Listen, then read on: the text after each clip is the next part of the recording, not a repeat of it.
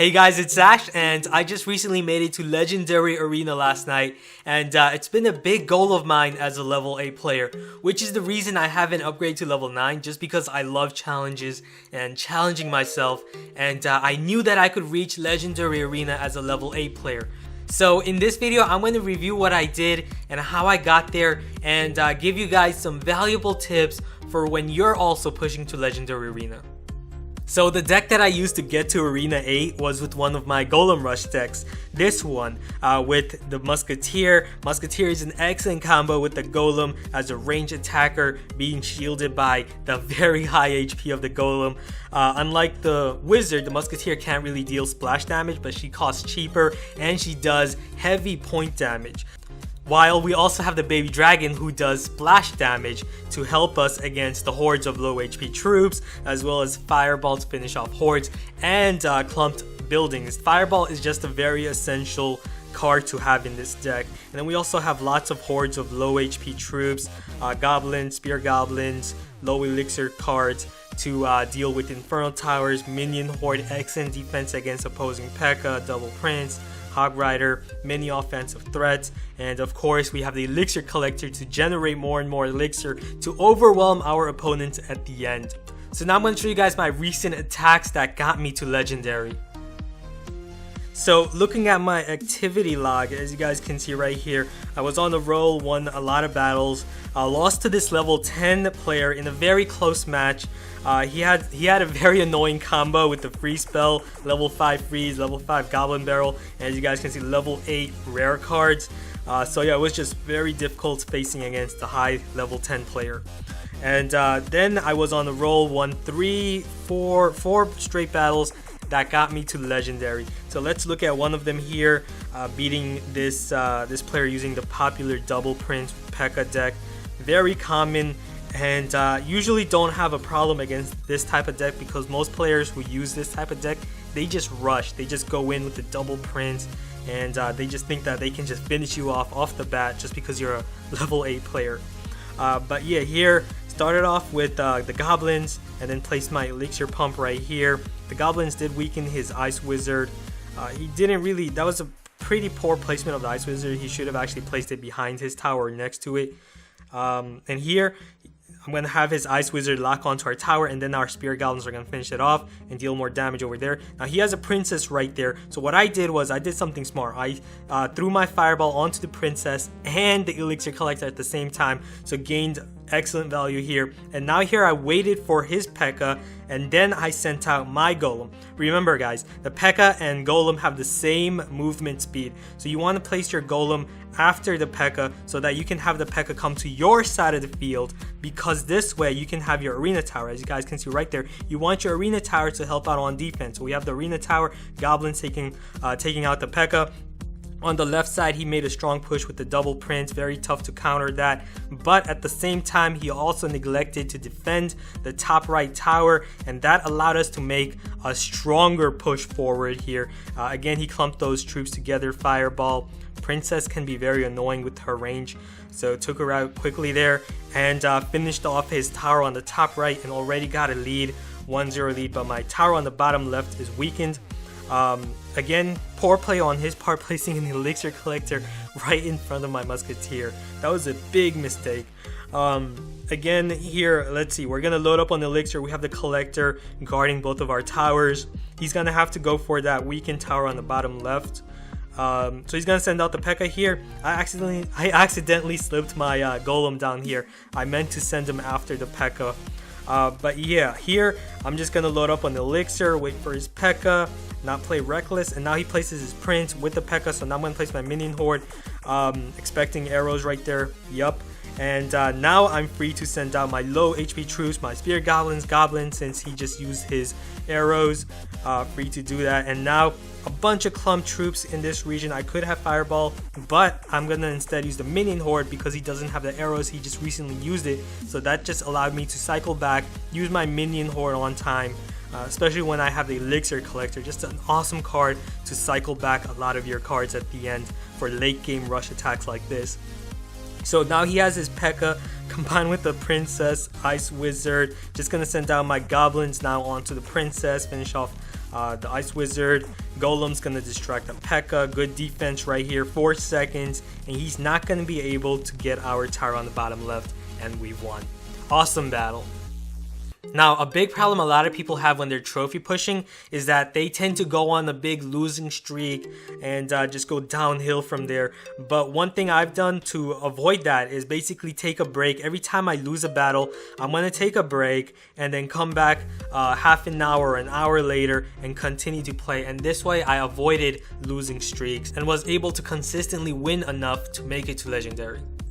Now let's watch this this battle, which was a quick 3-crown victory. So let's see how I won that one very quickly against this player in Legendary. So I'm going to load up on Elixir. Of course, he has the best hand because he has the Elixir collector in his hand, so he's going to place that first. We're going to send out our Spirit Goblins and then our Collector second. He sends out his Musketeer. Again, bad play. He should have placed the Musketeer behind his tower to avoid damage. And now another bad play, clumped Musketeer with the Barbarians. Just a bait for my Fireball. So already I know I got huge value right there, fireballing both his Musketeer and Barbarians. So right off the bat, turn 3, I'm going to send out my Golem and go for a big rush here because I'm in the lead for Elixir. And he sends out his Giant, not a problem. Let's fast forward here. Here he places a rocket onto our Elixir pump. Horrible move, very bad, because the Elixir collector was already at around 50% health, so he just wasted 6 Elixir. So that just gave me the green light to basically send out a bunch of troops together and overwhelm him here. Here he's gonna use the arrows, but doesn't matter. We have the Baby Dragon, Musketeer, very bulky troops, and he also has to defend against the Golem right there, which he's gonna be unable to do so. And with the death damage, splash damage, it'll kill his skeletons here. So already he's losing his first tower. He lost his first tower right there. We're at a huge lead. And here he's gonna place his collector, and again I'm gonna send out my Golem, continue to pressure him, because right now all I have to do is just keep pressuring him and also defend. Here he's gonna send out the Giant on the right side with the Musketeer. Easy combo to defeat. Just send out our minion horde onto the Musketeer first, remove the range attacker supporter, and then remove the Giant. Here I'm going to use the range of my Musketeer. I didn't have to place her on the right lane because of her range, and with the Goblins quickly took out the Giant. Here again we have that combo, splash point with the Baby Dragon Musketeer behind the Golem. Extremely powerful combo, and again we're gonna take his second tower down. Perfect. So one by one we're taking down each of his towers, and now double Elixir time, of course. So here we're gonna send out our next Golem, and he's just not gonna be able to stop it. He's just gonna give up here because it's futile. So after that battle, I was just 1 trophy away from Legendary Arena. So my last battle was against Robster, and he was using a mortar deck. A lot of people have problems with mortars, but they're actually very easy to beat in my opinion, and I'll show you guys how. All you have to do is just keep calm, stay cool, and just make the proper plays every time. So here he's going to send out his Spear Goblins. We're going to send out Baby Dragon, not even allow him to deal any damage onto our tower. And let's see what he does. He's going to send out his Valkyrie on the other side, try to pressure us there, but I'm just going to ignore it, keep inflicting damage onto his top left tower. And on the right side, I know that I can counter that combo easily with my minion horde, so I spread them around here. And again, check where I place my Musketeer, right at the middle. Because of her range, he can avoid the freeze spell, so that's what I did. He has the advantage here because he dealt a lot of damage onto our bottom right tower. But yeah, just gotta stay cool, calm, and ready because I have the Elixir advantage. I'm in the lead with Elixir. Here he places the mortar to target our Elixir collector. I'm not even worried about that because you guys gotta think of it. The Elixir collector is 5 Elixir. By the time the mortar takes out the Elixir, you're probably gonna have 2 more Elixir. So right there, we generated 2 Elixir. While the mortar costs 4 Elixir. If we ignore the mortar completely, then lifetime 30 second, he's gonna lose 4 Elixir. So we actually won right there. Here he sends out Hog Rider with Spear Goblin, just sends out our minion horde, spread them around a bit here to avoid the freeze. And here he took the lead with 1 crown, with 1 tower down, but he also neglected to defend against our Golem by using that strong combo with the freeze and Hog Rider. It became a defensive liability against our Golem, who's even stronger, and he's gonna make a stronger push with our ranged attackers, our goblins and musketeer. He's gonna send out the Valkyrie. Does not matter. Our golem and musketeer combo are gonna be able to take out the tower right here. And I'm not gonna send out any more troops. I'm not gonna send out my baby dragon because I already know that my golem's gonna finish the job there, take his tower, just because he neglected to defend against it. And here again, take the initiative, place our collector, and again, the minion horde quickly on the hog rider. And he's just not even gonna have time to place the arrows. There he missed the arrows. And again, I'm gonna take the initiative right here. Since he has to defend against the minion horde on the left side, I'm gonna attack him on the right side, pressure him there. And here, I'm gonna separate his hog rider and the Valkyrie, finish them off separately. Fireball right there, great fireball, took both of his hog rider and Valkyrie. And here he has the Infernal Tower, excellent counter against Golem, but we have the minion hordes of low HP troops. Here he uses arrow spell, so it just gives me the green light to send out more low HP troops. But again, I'm just gonna be patient and just load up on Elixir because that's what's important. And here's one of the biggest. This is probably the biggest weakness to any mortar deck, Expo deck, is once you take down one of their towers, the mortar and Expo almost become useless because now you can deploy your troops on their side of the field. So right there, as you guys can see, I'm deploying my troops right on his side and able to take out those defenses very quickly. And again, he neglected to defend against the Golem, trying to go for the win.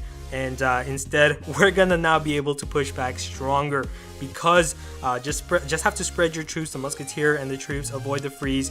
And here we're just gonna finish him off fireball because I know that right after that freeze wears off, our troops are gonna quickly take him out. Arrows is not gonna help him because we have the musketeer baby dragon not weak to arrows. And now since he uses arrows, I can just now spam all my troops in, and that was a win. Perfect. So hope you guys liked this video, and remember, perseverance pays off. So leave a like, comment, subscribe if you haven't. Thanks for watching. I'll see you guys again soon. Later.